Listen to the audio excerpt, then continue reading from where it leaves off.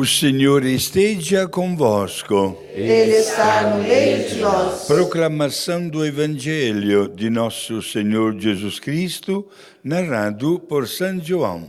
Glória a vós, Senhor. Naquele tempo, Jesus disse aos seus discípulos: Eu sou a videira verdadeira e o meu Pai é o agricultor.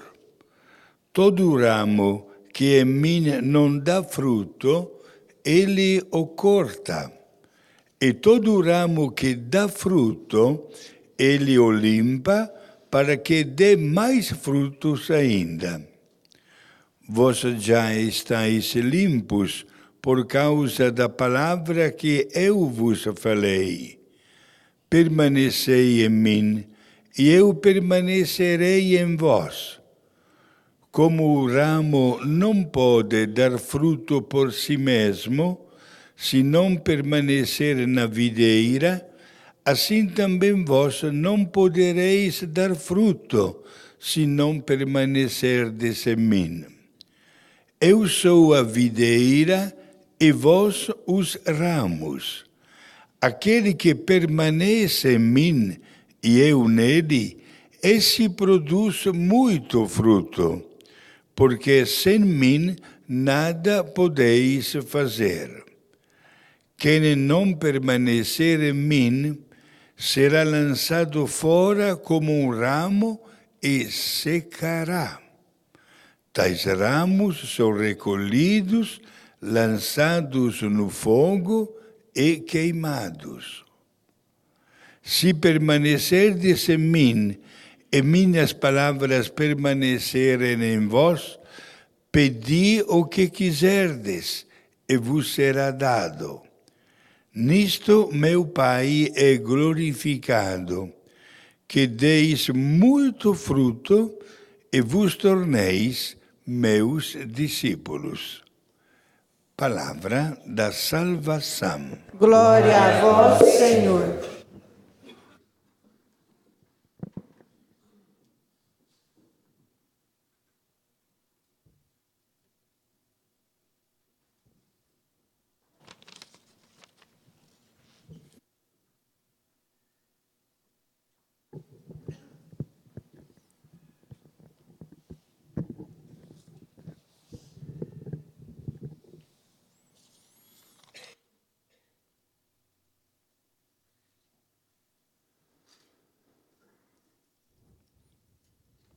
Para nos falar das coisas de Deus, Jesus sempre utiliza uma linguagem humana e adaptada à nossa capacidade de compreensão.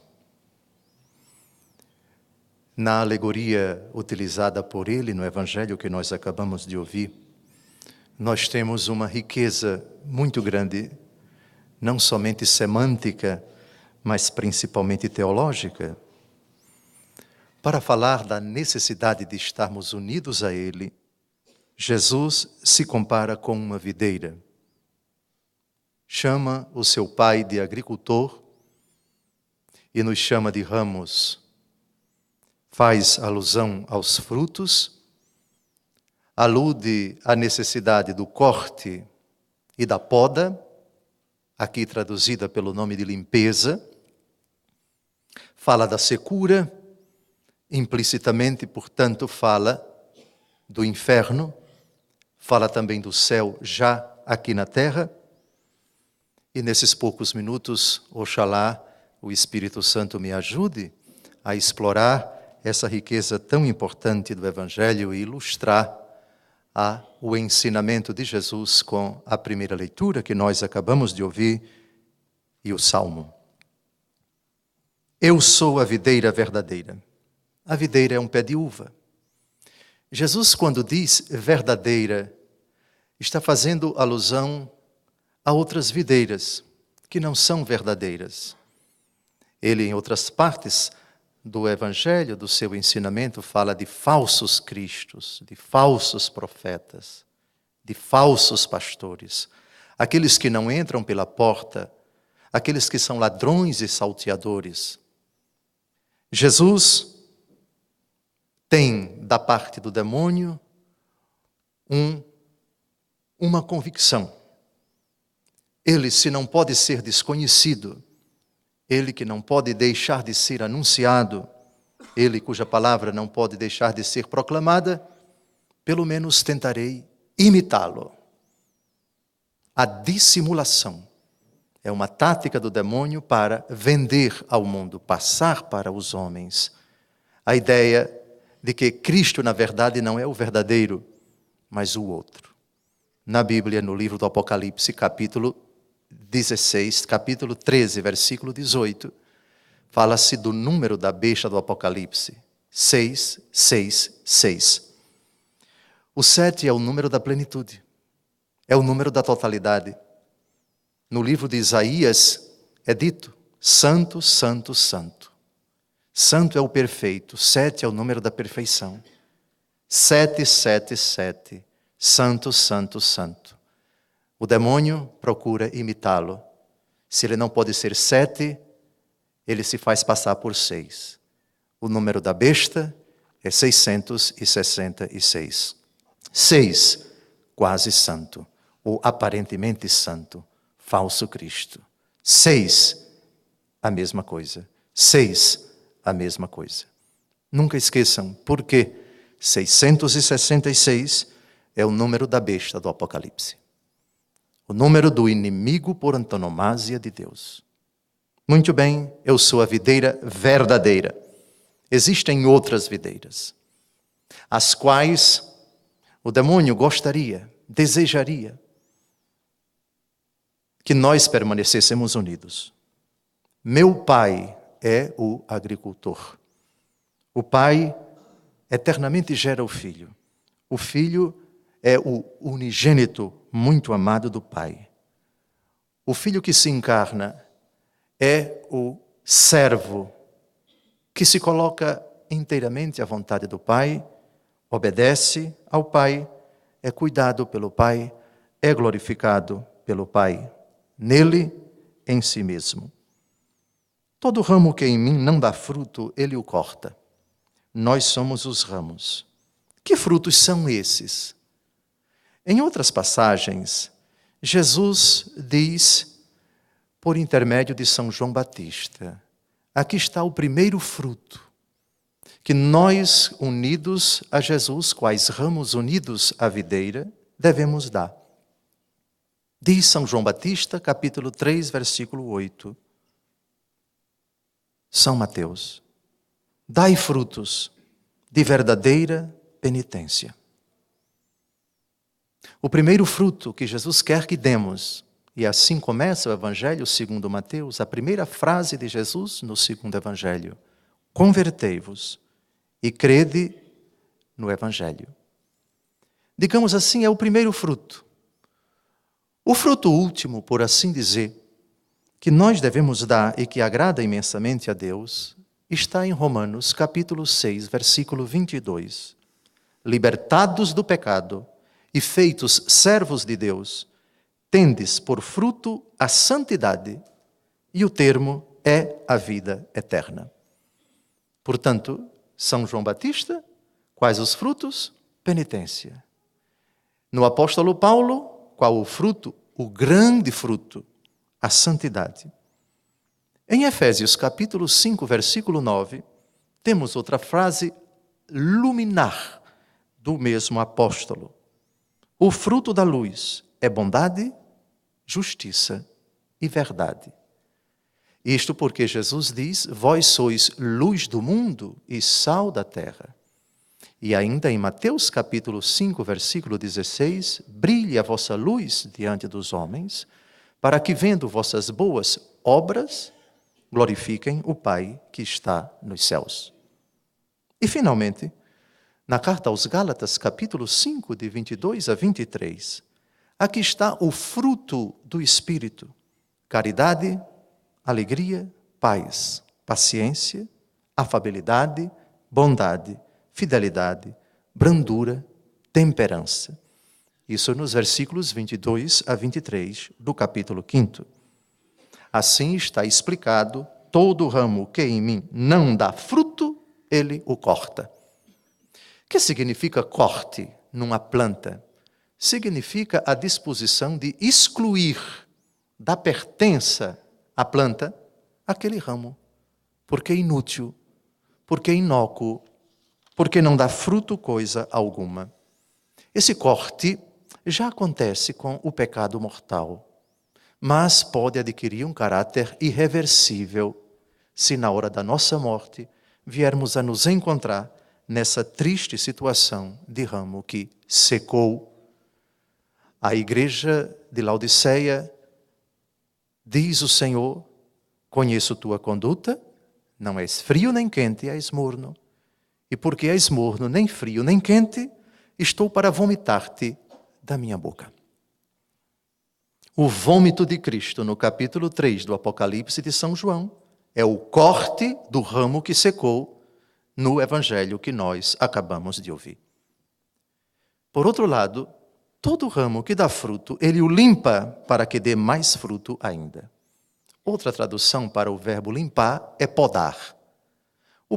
A poda é um corte, digamos assim, cirúrgico, cuidadoso, não radical, para excluir da planta aquilo que pode impedir o crescimento dos frutos ou o crescimento abundante, suculento dos frutos.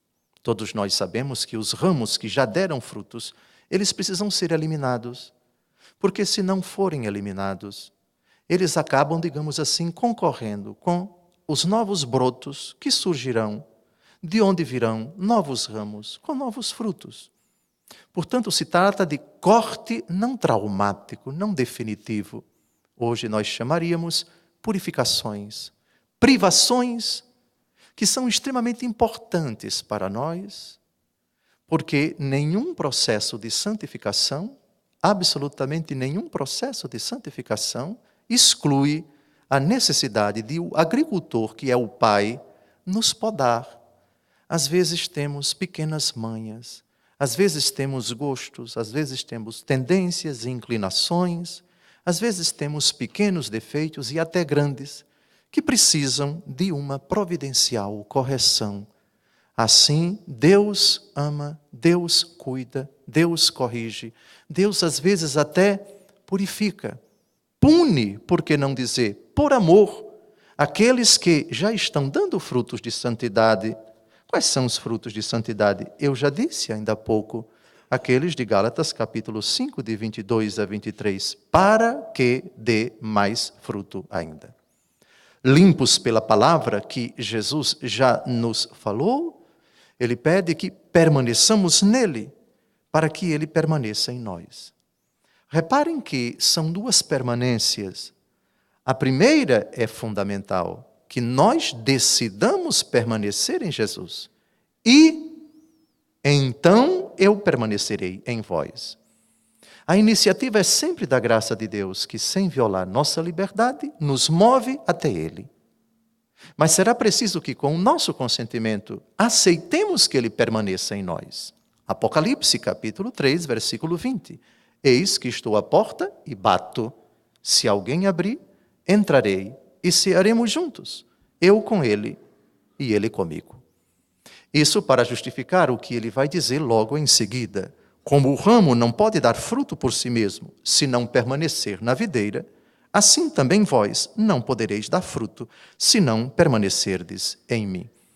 Na primeira leitura de hoje temos um exemplo disso. Na igreja, muitos ramos que foram enxertados em Cristo. Alguns deles, ainda oriundos do judaísmo, ainda defendiam que para seguir Cristo, para ser fiel a Cristo, era preciso se circuncidar, era preciso observar a lei de Moisés. Isso gerou muita confusão no seio da igreja. E todos subiram a Jerusalém para discutir a questão. No final desse capítulo 15, nós vamos ver uma carta redigida pela igreja, onde a questão é dirimida, está superada a observância da lei de Moisés, pois o homem não é justificado pela lei de Moisés, mas pela fé em Jesus Cristo. Agora temos uma nova lei. Agora as obras que justificam não são as obras da lei, mas as obras da fé. Jesus, videira, nós, os ramos. Que imagem sugestiva. Estar com Jesus na obediência da fé, estar com Jesus com uma adesão incondicional de nossa vontade, do íntimo e do mais profundo da nossa alma. Aceito integralmente, totalmente, incondicionalmente a tua pessoa, todos os teus ensinamentos, Jesus, sem colocar nenhuma condição para observá-los.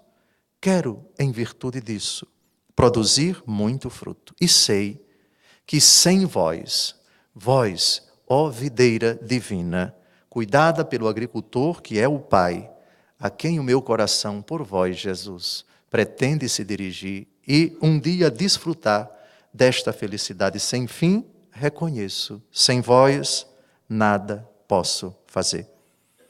Não quero jamais me enquadrar, me achar naquela categoria daqueles que não decidem permanecer em vós, porque assim sendo serei lançado fora como um ramo, vou secar, ou seja, serei um cristão semelhante ao sal que perdeu o sabor, serei semelhante a uma pertença, na verdade, puramente estatística dentro da igreja, onde o sacramento do batismo, da crisma e os demais sacramentos que recebi, de nada me valerão para vós, pois, na verdade, traduzirão, sem verdadeiramente estar em vós, videira verdadeira, uma pertença hipócrita, cínica, não verdadeira, superficial, artificial, que me habilitaria a ser lançado ao fogo e queimado. Entenda-se por fogo e queima, o fogo do inferno.